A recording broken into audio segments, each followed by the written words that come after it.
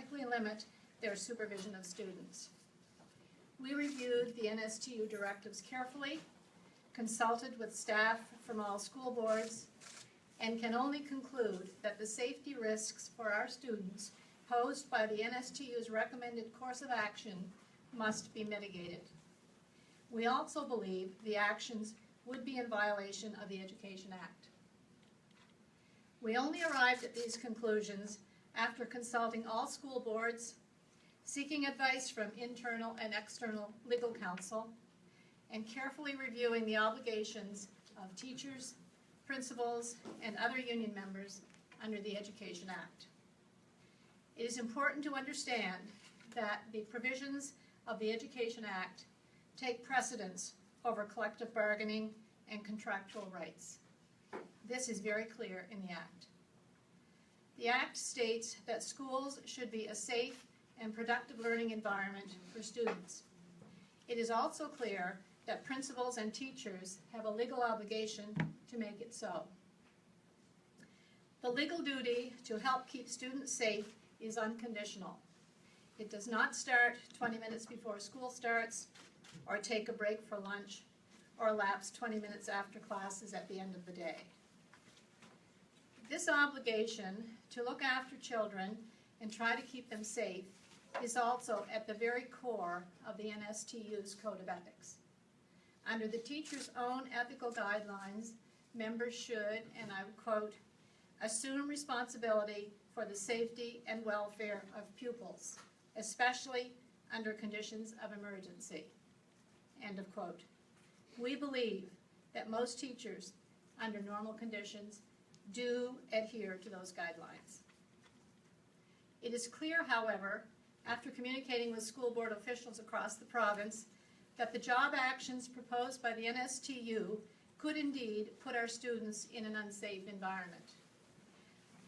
More than 43,000 students are supervised at lunch and at other times during the school day by teachers. These students could be left unsupervised in classrooms or on playgrounds, and that is unacceptable. We were also advised that educational assistants may not be there to meet students with special needs as they arrive by bus or other means. If only one student is stranded, the NSTU's withdrawal of service, that would be one too many. Without teachers in place who would know which students have food allergies, which students have health issues, and which students need special help. This is an acknowledgement, and a profound one, of the important and critical role that our teachers play in keeping our children safe, in educating our young people, and in preparing them for careers and for citizenship.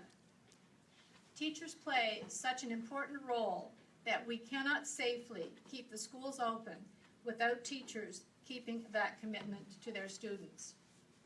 Teachers are faced with a conflicting decision between the directives from their union and their responsibilities under the Education Act. For that reason, we are taking two important steps. Our goal is to take these steps in order to keep students safe. First, we will close the schools to students starting on Monday morning.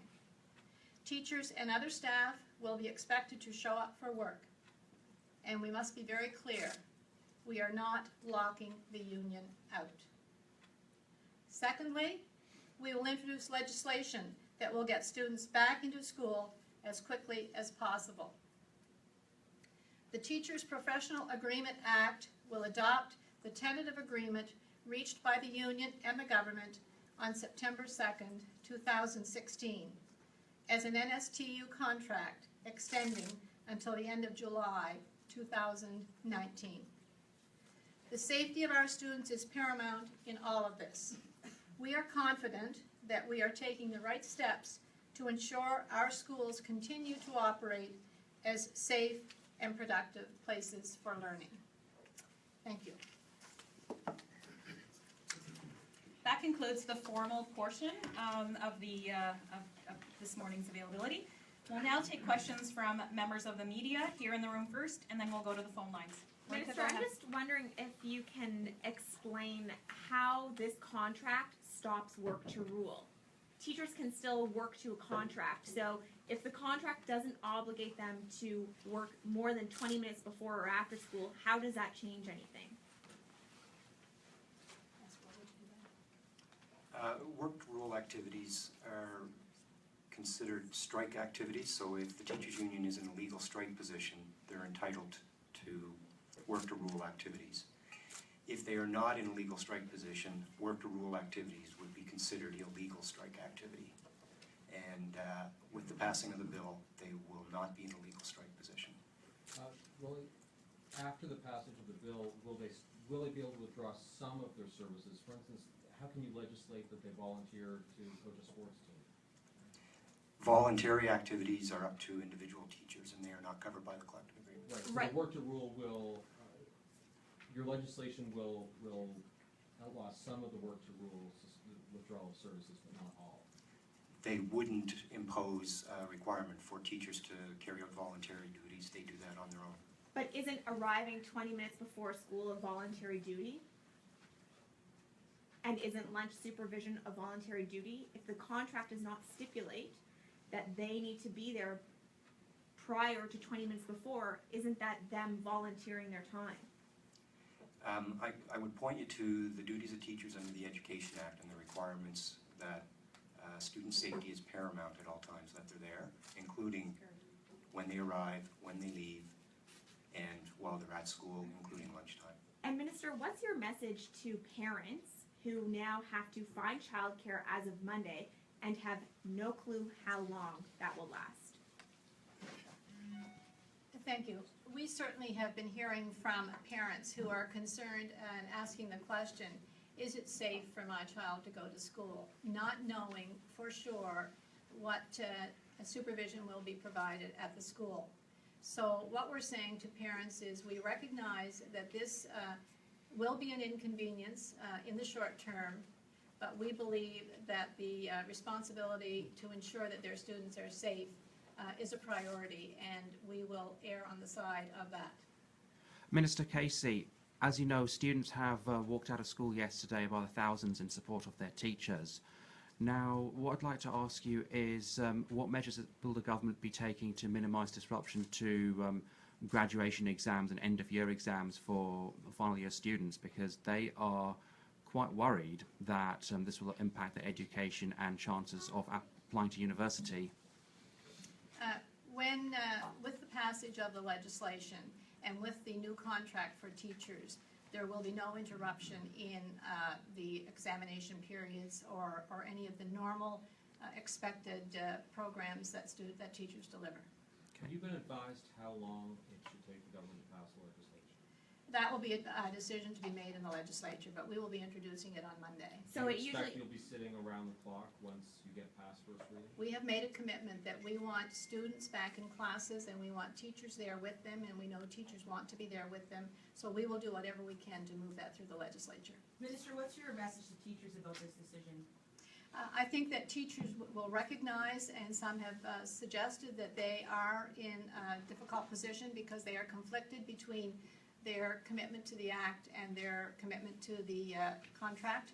I think it's clear, and we've made it clear, that the Education Act does take precedence. I think what it says to teachers is that their role in supervising students in our schools is absolutely critical, and with the uncertainty about what that level will be and how that will be administered, that school boards felt it was unsafe for schools to be open. Minister, this sorts out the contract issue, but a lot of the issues raised by teachers covered working conditions and classroom conditions. Parents have talked about that, students have talked about it, and teachers have talked about it. So what happens next in dealing with that side? I've answered that question all along, in that we recognize, have listened to teachers, recognize that they have some very real concerns, and we want to continue to address those, which we have since we formed government, and we will continue. And working with the teachers union, the partnership that was set up was designed exactly to do that. That work has started, and that work will continue. Madam Minister, the NSTU and the government may not necessarily agree on what is work to rule and what isn't work to rule. How are you going to deal with that? I think it's become obvious that the work to rule has gone beyond the definition of a work to rule and has infringed on what teachers are expected to do under the Act, and so that clarity has been provided, we hope. That's your interpretation though, right? The teachers union has very clearly said they do not believe that they are either in conflict with the Education Act or with the rules governing them. So what tools do you have to make sure that they arrive more than 20 minutes before school starts?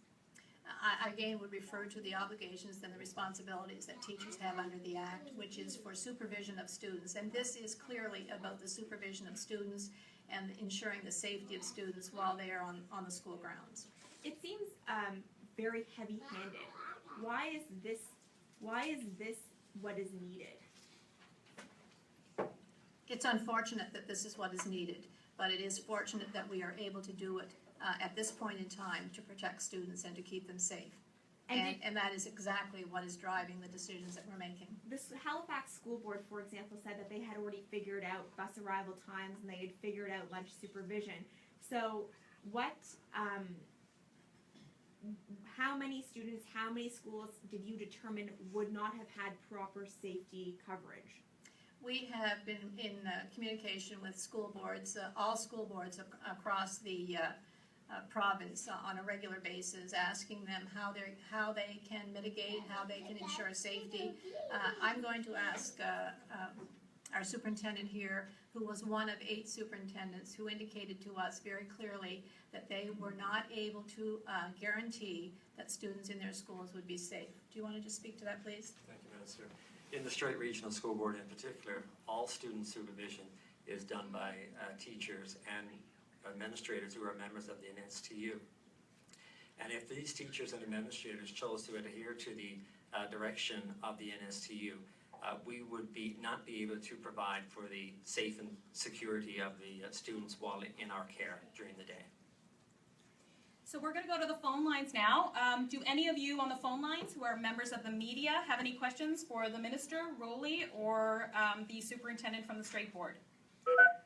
It's Jean Laroche from Go ahead, CBC. Jean. Hello? Go ahead, Jean. All right, I have a number of questions, but first can I ask the people who are on the conference call to mute your phones, please? Thank you. Minister, how is this not a lockout? I will ask Rowley to speak to the specifics of that, but teachers are expected to be at work. They will be at work on Monday, and as soon as the legislation is passed and the students are back, it will be back to school, back to work as usual. So we are not locking teachers out. Do you want to clarify that? I think you actually answered the question, but Jean, just to be clear, staff will be required to report to work on Monday, and that includes teachers. The schools are only closed to students. If it was a lockout, teachers would be prohibited from coming to work. Go ahead, Jean, with your other questions. And what would you expect teachers to do since they won't have students to teach? I would expect that, as the superintendent, I would expect that teachers during this point in time would be engaged in marking and preparation, which teachers do all the time, but during this time, when there are no students present, we'll probably be involved in marking and prep. Go ahead, John. Did you have another question? Yeah, I do. Go ahead. Minister, you mentioned a number of times safety concerns. These are children that are on school property, either in the, as you said, during the lunchtime and after school. What specifically are you worried it will happen to these children without adult supervision?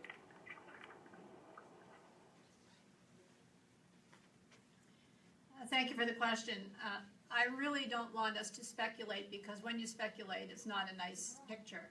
But let's say there was a 5-year-old student. Parents were to come and pick them up.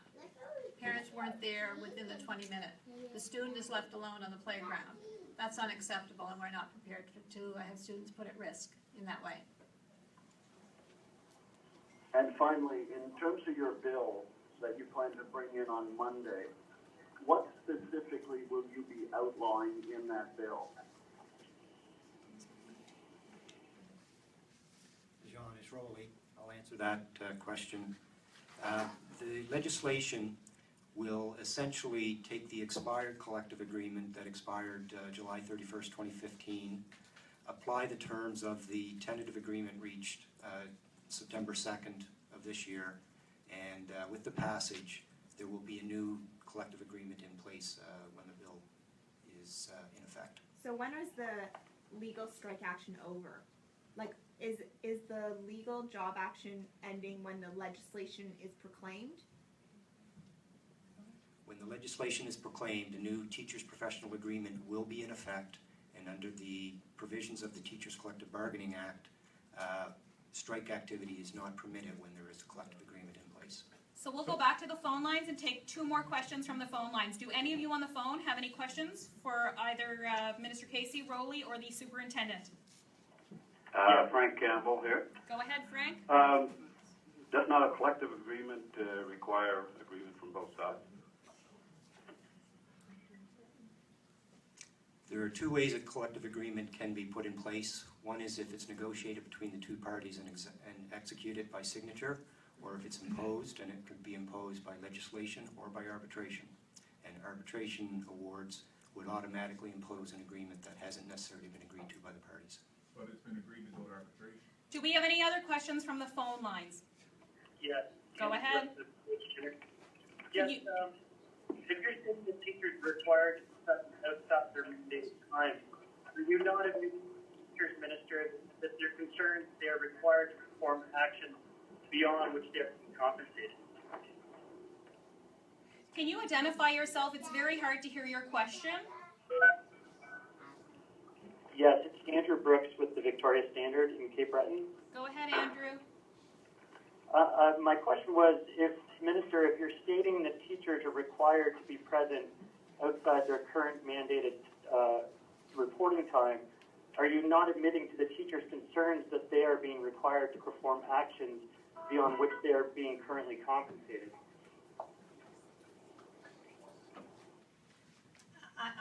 I'm wondering if you're referring to the Education Act taking precedent over the contract. Is that the basis of your question? Well, the precedent was set earlier in question, saying that there's no suggestion that they need to be there beyond 20 minutes, but you're saying their presence beyond that is crucial to student safety. So I'm wondering if that doesn't suggest that their concerns that they're being undercompensated for time beyond that mandated 20 minutes. I would say that the two discrepancies are what is expected of a teacher under the Education Act and what is a part of their commitment through the contract, and that's where the discrepancy is. But I go back to say that the Education Act does take precedent over that. So can I ask how that particular contract would have ever been passed if you're saying it's in contradiction to the Education Act? I'm not saying it's in contradiction. I'm saying that the Education Act takes precedent over that, and there are clearly defined roles and responsibilities of teachers and principals in the Education Act, and that is what takes precedent. Minister, when do you expect this legislation will be proclaimed? We are calling the House back on Monday, and we will go through the normal process for legislation. As I've said earlier, we're prepared to stay there as long as we need to stay there in order to make sure that we get our students back in our classrooms as quickly as possible and the teachers in front of students where they want to be. What happens to the Long Service Award now? Is the Long Service Award, how it's being ended, going to be part of this contract? The terms of the tentative agreement, September 2nd, freeze the service of the Long Service Award. So doesn't that open you up to a court challenge given the Supreme Court's ruling a few weeks ago?